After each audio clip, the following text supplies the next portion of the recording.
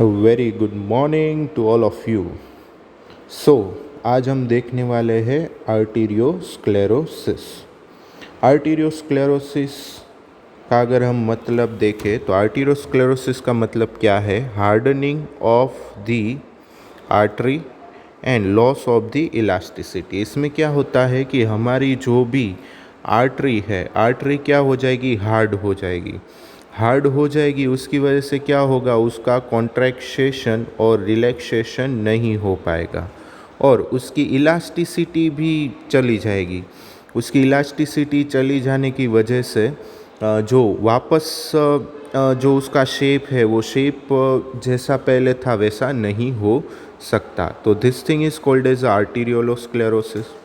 आर्टीरियोलोस्क्लेरोसिस की अगर बात करें तो उसके 3 टाइप होते हैं। First one is a Monckeberg medial calcific sclerosis, दूसरा अथेरोस्क्लेरोसिस और तीसरा आर्टीरियोलोस्क्लेरोसिस। अभी देखो आर्टीरियोलोस्क्लेरोसिस और आर्टीरियोस्क्लेरोसिस, ठीक है, ये 2 डिफरेंस आप याद रखना। नेक्स्ट, इसमें जो है पहले हम एक के बाद एक तीनों के तीनों टाइप देखते हैं। उसके बाद जो है हम मेनली जो पैथोजेनेसिस ऑफ एथेरोस्क्लेरोसिस है वो हम स्टार्ट करेंगे। तो first one it is a Monckeberg medial calcific sclerosis. उसका मतलब क्या है कि ये जो हमारी मीडियल आर्टरी है उसके अंदर क्या होगा? कैल्सिफिक होगा। The meaning of calcific, it is a calcium. तो उसकी वजह से आर्टरी की जो भी इलास्टिसिटी और हार्डनिंग है वो हो जाएगी। उसकी इलास्टिसिटी लॉस हो जाएगी और वो क्या हो जाएगा? हार्ड हो जाएगा। ये कहाँ पे होता है? मीडियम साइज आर्टरी में होता है।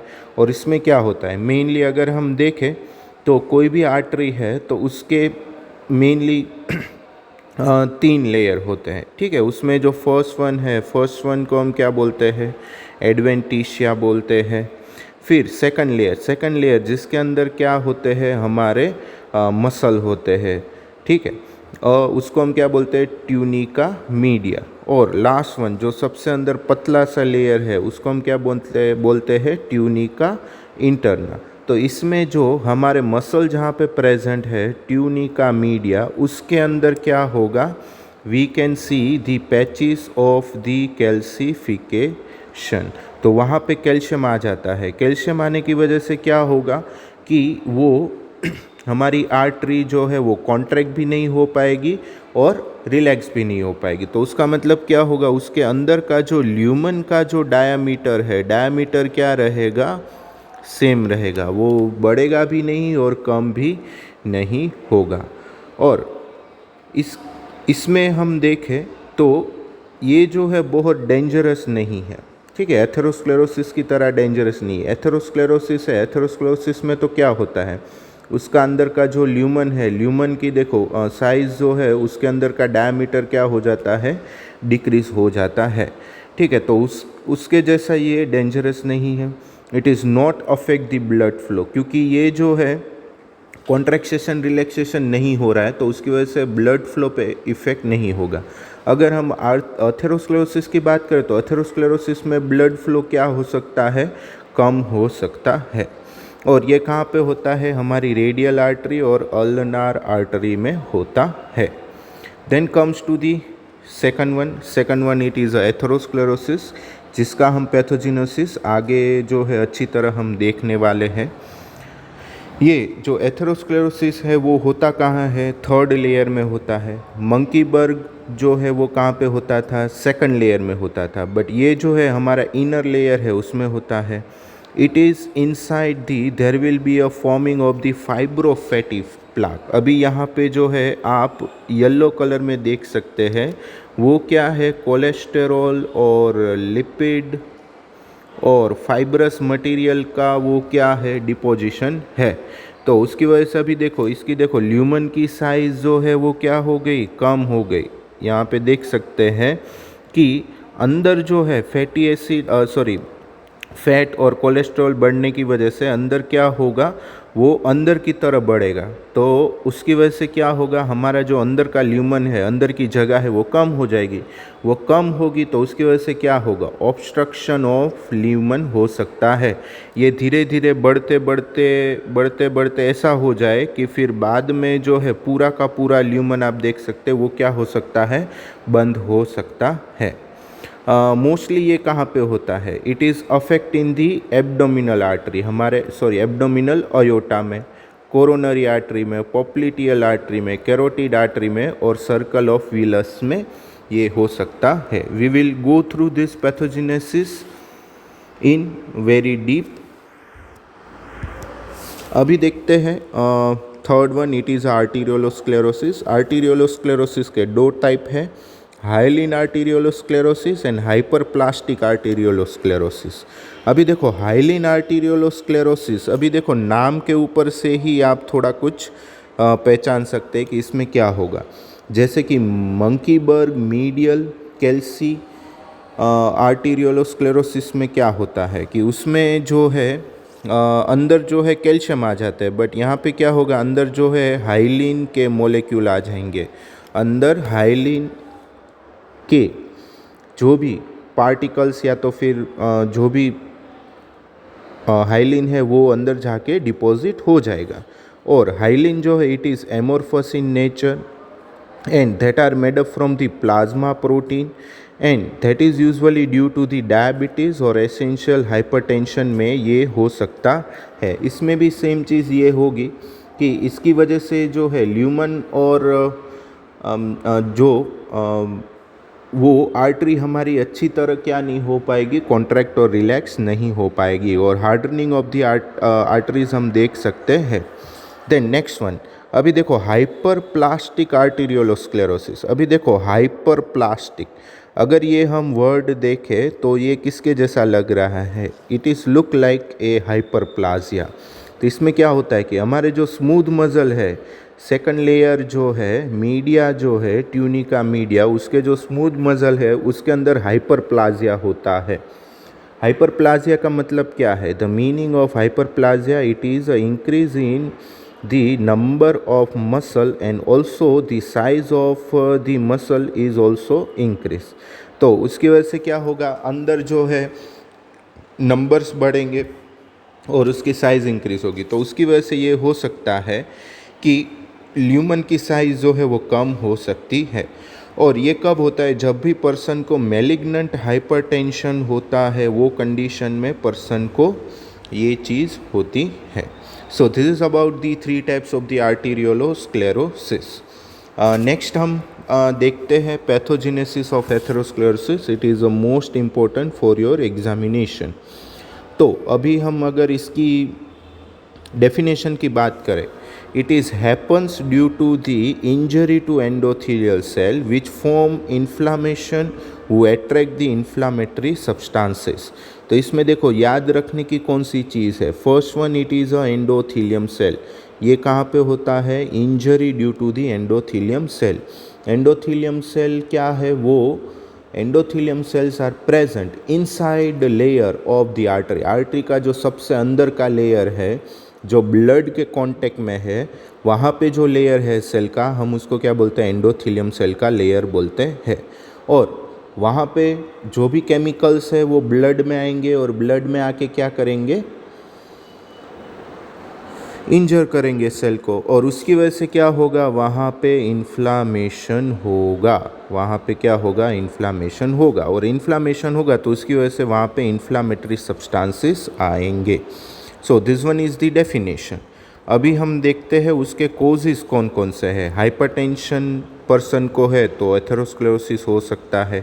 हाइपरलिपिडेमिया है, हाइपर मीन्स ज़्यादा, लिपिड प्लस, लिपिड का मतलब क्या होगा, लिपिड जो भी कोलेस्टेरोल है, एलडीएल है, वीएलडीएल है, काइलोमाइक्रोन्स है, वो सब चीज़ें बढ़ जाएगी। और एमिया मीन्स ब्लड, ब्लड के अंदर लिपिड क्या हो गया, बढ़ गया। तो उसमें यूजुअली क्या होता है, एलडीएल और लाइपोप्रोटीन ए बढ़ जाएगा और एचडीएल क्या हो जाएगा, कम हो जाएगा। एलडीएल लाइपोप्रोटीन को हम क्या बोलते हैं, बैड कोलेस्टेरोल बोलते हैं। और HDL को हम क्या बोलते हैं, गुड कोलेस्टेरॉल हम बोलते हैं। और हाइपरलिपिडेमिया कब कब होता है, जब भी पर्सन को डायबिटीज़ है या तो फिर कोई पर्सन को पहले से ही फैमिली में हाइपर कोलेस्टेरोलेमिया है तो वो पर्सन को भी हो सकता है। प्रोटीन लॉसिंग नेफ्रोपैथी, पर्सन के जो नेफ्रोपैथी है, नेफ्रोपैथी में क्या हो जाएगा, प्रोटीन क्या हो जाएगा, लूज हो जाएगा।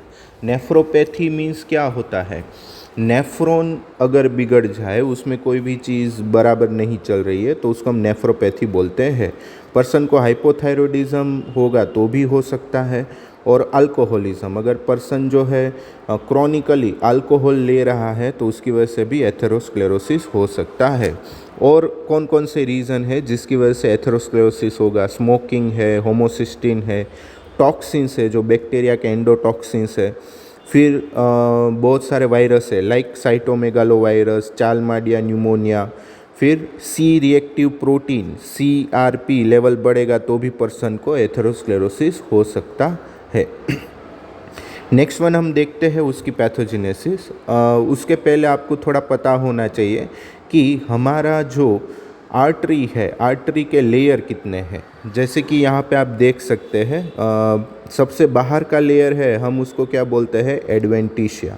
उसको हम दूसरा ट्यूनिका एक्सटर्ना भी बोलते हैं। मिडल वाला लेयर जिसके अंदर हमारे स्मूथ मसल होते हैं उसको हम क्या बोलते हैं, ट्यूनिका मीडिया। और सबसे अंदर का लेयर ट्यूनिका इंटरना। अभी ये जो है उसके अंदर भी दो दो तीन तीन लेयर्स हैं। जैसे कि यहाँ पे आप देख सकते हैं ऊपर रेड वन, उसके नीचे येलो वन और उसके नीचे पिंक वाला। ये जो तीन लेयर है, तीन लेयर से क्या बनता है, हमारा ट्यूनिका इंटरना बनता है। फिर ट्यूनिका मीडिया और उसके ट्यूनिका इंटरना के अंदर कौन कौन से लेयर, उसके अंदर सबसे अंदर वाला लेयर को हम एंडोथीलियम लेयर बोलते हैं जो एंडोथीलियम सेल्स से बना है, जो रेड कलर का है। येलो कलर कौन सा है, सब एंडोथीलियम लेयर। फिर पिंक कलर का कौन सा है, इंटरनल इलास्टिक लेयर। ये तीन आप याद रखना क्योंकि आगे जाके जितना भी हम पैथोजेनेसिस देखेंगे हम ये वाले लेयर में हम देखते हैं। फिर दूसरा लेयर है tunica media. It is made up of the two things, smooth muscle layer और एक्सटर्नल इलास्टिक लेयर। ठीक है, इसमें दो इलास्टिक लेयर है, इंटरनल इलास्टिक और एक्सटर्नल इलास्टिक। और ट्यूनिका एक्सटर्ना उसको हम एडवेंटिशिया बोलते हैं, उसका एक ही लेयर रहता है। ठीक है, तो पहले हम जो है ये तीन देखेंगे और ये जो है ये वाला पार्ट जो है हमने यहाँ पे क्या किया है, उसको एनलार्ज किया है। और ब्लड कहाँ पे रहेगा, ये वाले पार्ट में ब्लड रहता है। ये ऐसे पूरा क्या है, ये ऐसे पूरा गोल है। ठीक है, बट मैंने थोड़ा सा पार्ट यहाँ पे दिखाया हुआ है। अभी हम देखते हैं कि कैसे होता है। जैसे कि आगे मैंने बताया कि ऊपर वाला जो रेड कलर का जो लेयर था उसको हम क्या बोलते हैं, एंडोथीलियम लेयर हम बोलते हैं।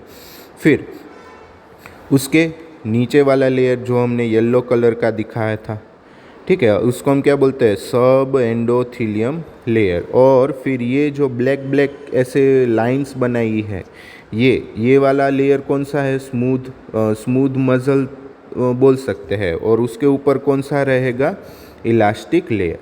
और जब भी ज़्यादातर एथेरोस्क्लेरोसिस होने का रीज़न क्या होता है, स्मोकिंग। जब भी हम स्मोकिंग करते हैं तो उसकी वजह से वेरियस जो भी केमिकल्स है वो हमारे ब्लड के अंदर जाएंगे और वो अंदर ब्लड के अंदर घूम के सबसे पहले किसको डैमेज करेंगे, हमारे जो एंडोथीलियम सेल्स है उसको डैमेज करेंगे।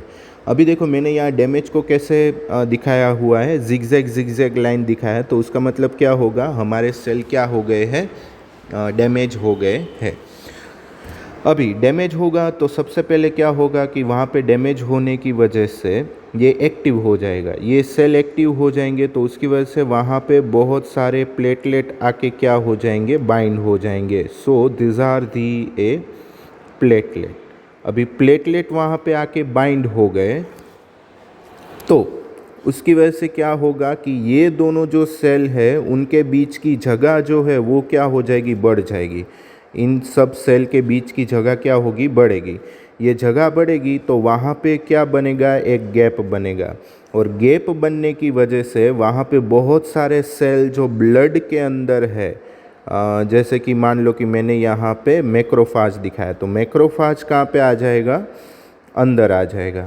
फिर जो हमारे LDL है, तो LDL भी कहाँ आ जाएगा, LDL भी अंदर आ जाएगा। ठीक है, एक और सेल है, दूसरे सेल कौन से हैं, that one is the our T lymphocyte. तो टी लिम्फोसाइट भी वो भी कहाँ पे आ जाएंगे, टी लिम्फोसाइट भी हमारे कहाँ पे आ जाएंगे, अंदर आ जाएंगे। ठीक है, और ये सब जो सेल है, these are the a inflammatory cell. T cell जो है वो हमारे कौन से टाइप के सेल है, it is a one type of the WBC। और ये सब एक्टिवेट होने की वजह से ये डैमेज होने की वजह से ये सारे सेल एक्टिव हो जाएंगे और वो कहाँ पे चले जाएंगे, सब इंडोथीलियम लेयर के अंदर चले जाएंगे। So this one is the first step. ठीक है, फिर अंदर जाके ये लोग क्या करते हैं, तो जैसे कि मैक्रोफाज जो है वो अंदर जाएगा और क्या रिलीज़ करेगा, इंटरल्यूकिन 1, ट्यूमर नेक्रोसिस फैक्टर और MCP। ये तीनों के तीनों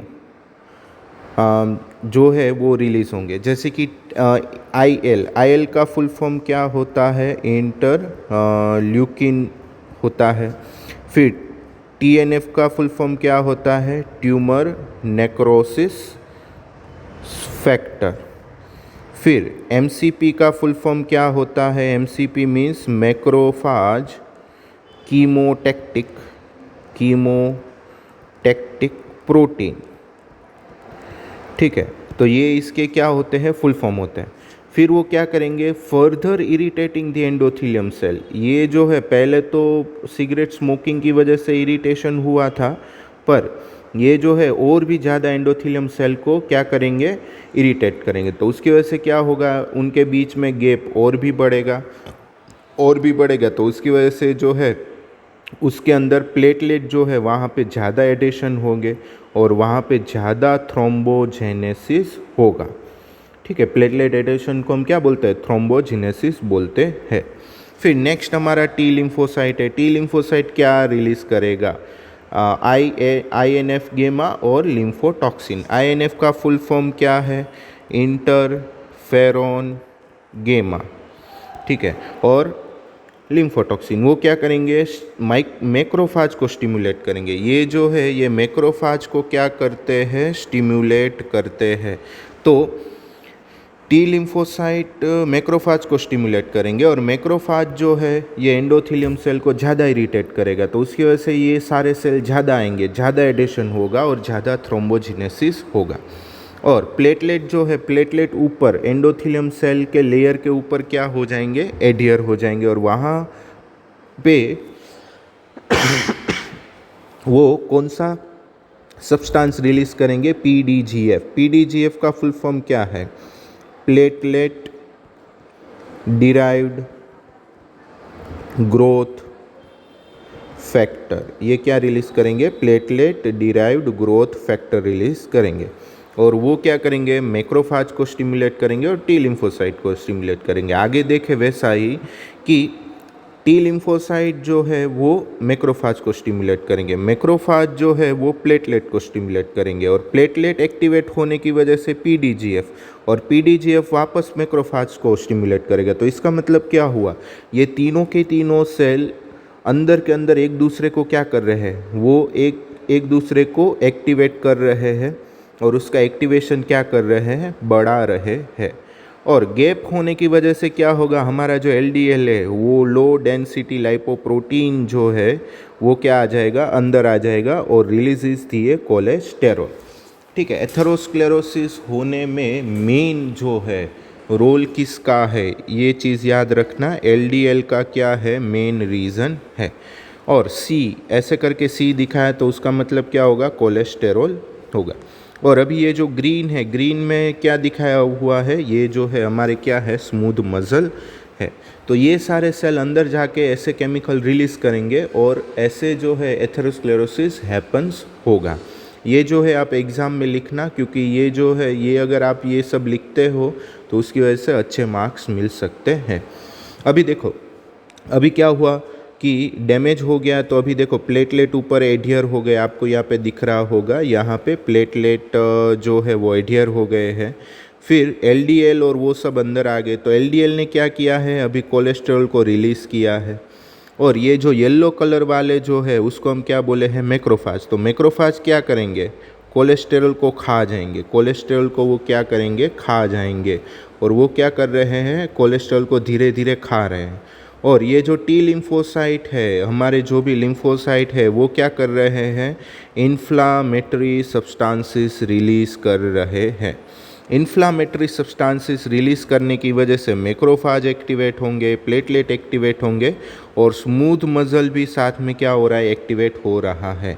और देखो स्मूथ मसल वो कहाँ पे है, क्योंकि वो अंदर के लेयर में थे, तो अभी देखो वो वहाँ से भी वो क्या आ रहे हैं, बाहर आ रहे हैं। अंदर से भी स्मूथ मसल का जो क्या हो रहा है, हाइपरप्लाजिया हो रहा है, और वो अंदर से हाइपरप्लाजिया हो के उसके भी नंबर क्या हो रहे हैं, बढ़ रहे हैं। अभी क्या होगा, अभी देखो इसमें जो है एलडीएल कंटिन्यूसली क्या कर रहा है, कोलेस्ट्रॉल रिलीज़ कर रहा है, मैक्रोफाज कंटिन्यूसली वो खा रहे हैं। फिर टी लिम्फोसाइट जो है वो इन्फ्लामेटरी सब्सटेंसेस रिलीज़ कर रहा है, तो उसकी वजह से दूसरे सारे सेल एक्टिवेट हो रहे हैं। तो उसकी वजह से अभी देखो यहाँ पे क्या हो गया, मैक्रोफाज ने इतना सारा कोलेस्ट्रॉल खा लिया ना, तो उसकी वजह से मैक्रोफाज की साइज़ देखो बहुत इंक्रीज़ हो गई, मैक्रोफाज की साइज़ बहुत इंक्रीज़ हो गई। तो वो क्या करेंगे, साइज़ इंक्रीज़ होगी तो हमारा जो अंदर का लेयर है उसके अंदर साइज़ इंक्रीज़ होने की वजह से वहाँ पे क्या हो जाएगा, ऐसे एक बम्प हो जाएगा। यू कैन सी हियर कि यहाँ पे एक देखो क्या हो गया, अभी बम्प हो गया। पहले क्या था, ऐसे सीधी लाइन थी, पहले अभी दिखाया वैसे क्या था, सीधी लाइन थी, पर तभी जो है ये सब चीज़ शुरू हुई थी। अब क्या हुआ कि मैक्रोफाज ने इतना सारा कोलेस्ट्रॉल खा लिया, तो साइज़ बढ़ने की वजह से वो ऊपर धक्का देगा, तो उसकी वजह से जो है वहाँ पे बम्प जैसा बनेगा। तो पहले मान लो कि आर्टरी ऐसे दिख रही थी नॉर्मली, बट अभी क्या हो जाएगा, जो हमारी आर्टरी है उसके अंदर ऐसे एक बम्प बन जाएगा। पहले देखो हमारे पास ल्यूमन की साइज़ इतनी थी, अभी देखो ल्यूमन की साइज़ अंदर क्या हो रही है, डिक्रीज़ हो रही है। गेटिंग। और देखो स्मूथ मसल जो है वो भी उसके नंबर्स क्या कर रहे हैं, बढ़ रहे हैं। और उसका रीज़न क्या है, टी लिम्फोसाइट। यहाँ पे आप कोलेस्ट्रॉल के भी मॉलिक्यूल देख सकते हैं, वो कहाँ पे आ गए हैं, अभी अंदर आ गए हैं। फिर अभी इसमें होता क्या है कि कोलेस्टेरॉल जो है मैक्रोफाज जो है, मैक्रोफाज एलडीएल से अटैच होगा। अटैच होने के लिए उसको एक प्रोटीन चाहिए बाबा, एलडीएल के ऊपर एक प्रोटीन रहता है, उसको हम क्या बोलते हैं, स्कैवेंजर रिसेप्टर। तो स्कैवेंजर रिसेप्टर के साथ मैक्रोफाज वो क्या हो रहा है, अटैच हो रहा है एलडीएल के साथ, वो क्या हो रहा है, अटैच हो रहा है। ये आपके एमसीक्यू में और पूछ सकते हैं। फिर मैक्रोफाज क्या करते हैं, they are going to release the oxidising agent. और ये जो ऑक्सीडाइजिंग एजेंट क्या करते हैं, एलडीएल को बहुत ज़्यादा ऑक्सीडाइज करते हैं। ये ज़्यादा ऑक्सीडाइज करेंगे तो उसकी वजह से क्या होगा, ज़्यादा कोलेस्ट्रॉल रिलीज़ होगा। ज़्यादा कोलेस्ट्रॉल रिलीज़ होगा तो ज़्यादा कोलेस्ट्रॉल किसके अंदर जाएगा, मैक्रोफाज के अंदर जाएगा। फिर दूसरा ये जो है इसकी वजह से क्या होगा, highly chemotactic attractants more monocyte and chemo lymphocyte. तो इसमें क्या होगा कि ये जो केमिकल्स है वो बाहर ब्लड के अंदर जितने भी लिम्फोसाइट है, एलडीएल है, उसको बोलेंगे कि आप अंदर आओ, अंदर आओ, मोनोसाइट अंदर आएंगे। तो वो अंदर आएंगे और ज़्यादा से ज़्यादा इंटरल्यूकिन रिलीज़ करेंगे। तो ज़्यादा से ज़्यादा इंटरल्यूकिन रिलीज़ करेंगे तो वी ऑल नो दैट कि ये जो इंटरल्यूकिन है वो क्या है, इन्फ्लामेटरी सब्सटेंस है। तो उसकी वजह से क्या होगा, इन्फ्लामेशन अंदर इंक्रीज़ होगा। और we all know that inflammation की वजह से क्या होता है, वहाँ पे स्वेलिंग हो जाता है। और दूसरा ये चीज़ क्या करते हैं, they are going to increase the production of collagen protein. तो अंदर जो है कोलाजन प्रोटीन बनना स्टार्ट हो जाएगा। और तीसरी चीज़ ये क्या करेंगे, तीसरी चीज़ जो है necrosis of endothelium cell. Endothelium cell को वो क्या करने लगेंगे, मारने लगेंगे। तो एंडोथीलियम सेल मरने लगेंगे तो ज़्यादा से ज़्यादा दूसरे भी सेल कहाँ पे आने लगेंगे, अंदर आने लगेंगे। और साथ में क्या होगा, रिपेयरिंग ऑफ एंडोथीलियम सेल भी साथ में क्या होगा, स्टार्ट हो जाएगा। जो एंडोथीलियम सेल का जो ये लोग क्या कर रहे हैं, नेक्रोसिस कर रहे हैं, तो साथ में उसका रिपेयरिंग भी क्या होगा, स्टार्ट रहेगा। अभी अभी क्या हुआ कि हमारा जो मैक्रोफेज है, मैक्रोफेज खाते खाते इतना बड़ा बन गया, तो फिर क्या होगा, वो फट जाएगा। बराबर, यहाँ पे आप ऐसे देख सकते हैं कि वो क्या हो गया, यहाँ पे वो फट गया। तो फट गया तो देखो यहाँ पे जो अंदर कोलेस्ट्रॉल, वो जितनी भी चीज़ें थी, वो सब चीज़ें कहाँ पे आ गई है, बाहर आ गई है। तो ये बाहर आ जाएगी। तो पहले मैक्रोफेज ऐसा दिखता था, अभी आप देखोगे तो मैक्रोफेज जो है एक कुछ ऐसा टाइप का दिखेगा। तो इसके अंदर जो है पूरा का पूरा क्या भरा हुआ है, सब लिपिड भरा हुआ है। तो इसको हम क्या बोलेंगे, लिपिड कोर बोलेंगे। ठीक है, लिपिड का जो एक गट्ठा है, गट्ठा हो जाएगा। ठीक है, तो पूरा का पूरा एक गट्ठा हो जाएगा, उसको हम क्या बोलेंगे, लिपिड कोर। अभी मैक्रोफेज नहीं रहेंगे, वहाँ पे क्या होगा, लिपिड का फैट का एक गट्ठा हो जाएगा। तो फिर क्या होगा, तो फिर आप देख सकते हो कि यहाँ पे देखो मैक्रोफेज चले गए, तो यहाँ पे ब्लैक कलर का दिख रहा है, वो क्या है, लिपिड कोर है। तो लिपिड कोर की वजह से अंदर का जो लेयर है वो कहाँ पे जा रहा है, बाहर की तरफ जा रहा है। तो आप देख सकते हो यहाँ पे बम्प जैसा ऐसा कुछ हो गया है। और एक चीज़, नेक्स्ट वन, प्लेटलेट और एंडोथेलियम सेल, वो क्या करते हैं, they are going to release is the growth factor. PDGF बोला था, वो पीडीजीएफ रिलीज़ करेंगे, तो उसकी वजह से स्मूथ मसल का मल्टीप्लिकेशन भी बढ़ेगा। मैंने दिखाया था कि ये जो ग्रीन कलर का जो था उसको हम क्या बोलते हैं, स्मूथ मसल बोलते हैं। तो स्मूथ मसल के नंबर बढ़ेंगे, और स्मूथ मसल के नंबर बढ़ेंगे तो ग्लाइकोजन और फाइबर्स का प्रोडक्शन भी क्या हो जाएगा, इंक्रीज हो जाएगा। तो उसकी वजह से क्या होगा, फाइब्रस कैप बनेगा बीनीथ दी एंडोथेलियम सेल। क्योंकि वो कहाँ पे रिलीज़ हो रहे हैं, इंडोथेलियम सेल से रिलीज़ हो रहे हैं। तो स्मूथ मसल वहाँ पे आ जाएंगे और वहाँ पे एक लेयर बना देंगे।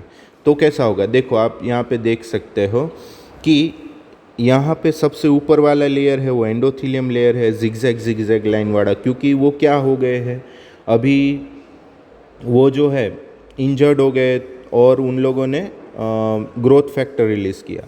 तो वहाँ पे देखो अब स्मूथ मसल आ गए। तो स्मूथ मसल ने एक ग्रीन कलर का भी देखो ये पूरा का पूरा लेयर बन गया। अभी आप उसके अंदर ये भी देख सकते होंगे कि ब्लैक कलर की लाइन है, वो क्या है, फाइबर्स है, कोलाजन और वैसे फाइबर्स है। तो वो आके क्या करेंगे, ये स्मूथ मसल को बांध देंगे।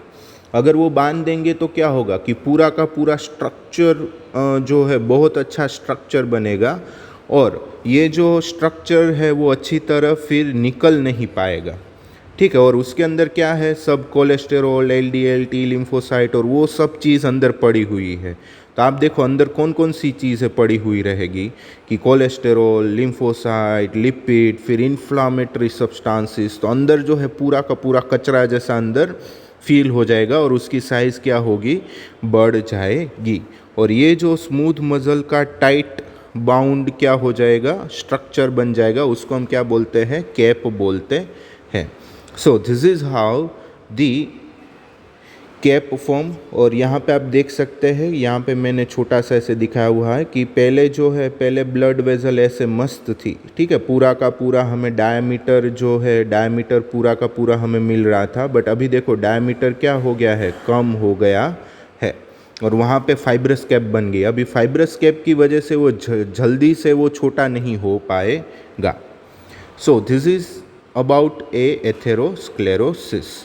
एथेरोस्क्लेरोसिस होने की वजह से क्या क्या पर्सन को हो सकता है, रप्चर ऑफ अयोटा। अगर ये अयोटा के अंदर हो गया, अगर ये अयोटा के अंदर हो गया तो अयोटा क्या हो सकती है, फट सकती है, रप्चर हो सकती है।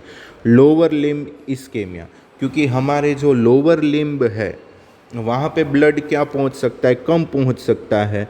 तो ब्लड कम पहुँचेगा तो वो कंडीशन को हम क्या बोलेंगे, इस्केमिया बोलेंगे। अगर ये हार्ट के अंदर हो गया, हार्ट की जो भी ब्लड वेसल है उसके अंदर हो गया, तो उसकी वजह से जो होगा हम उसको क्या बोलेंगे, एंजाइना पेक्टोरिस। एंजाइना पेक्टोरिस होगा तो वो क्या है, एंजाइना पेक्टोरिस का मतलब क्या है, ऑक्सीजन की डिमांड क्या हो गई है, हार्ट के अंदर क्या हो गई है, इंक्रीज हो गई है। बट अभी हार्ट के सेल मरे नहीं हैं। अगर हार्ट के थोड़े सेल मर जाएंगे तो उसको हम क्या बोलेंगे, मायोकार्डियल इन्फाक्शन। फिर मायोकार्डियल इन्फाक्शन हो गया तो उसकी वजह से आगे जो डिजीज़ होगा उसको हम क्या बोलेंगे, chronic ischaemic heart disease. Chronic ischaemic heart disease होने की वजह से और मायोकार्डियल इन्फाक्शन होने की वजह से पर्सन को आगे जाके क्या हो सकता है, कंजस्टिव हार्ट फेलियर। और कंजस्टिव हार्ट फेलियर होगा पर्सन के अंदर, हार्ट जो है वो कम काम करेगा क्योंकि एथेरोस्क्लेरोसिस की वजह से ब्लड कम पहुंच रहा है, ब्लड कम पहुंच रहा है तो साथ में ऑक्सीजन भी कम पहुंच रहा है तो हार्ट अच्छी तरह काम नहीं करेगा। और ऐसा भी हो सकता है सडन कार्डियक डेथ, पर्सन को सडन कार्डियक डेथ हो सकती है। और ये सब होते होते ये होगा कि छोटे छोटे थ्रोम्बस क्या होंगे, फॉर्म होंगे एथेरोस्क्लेरोसिस की साइट से।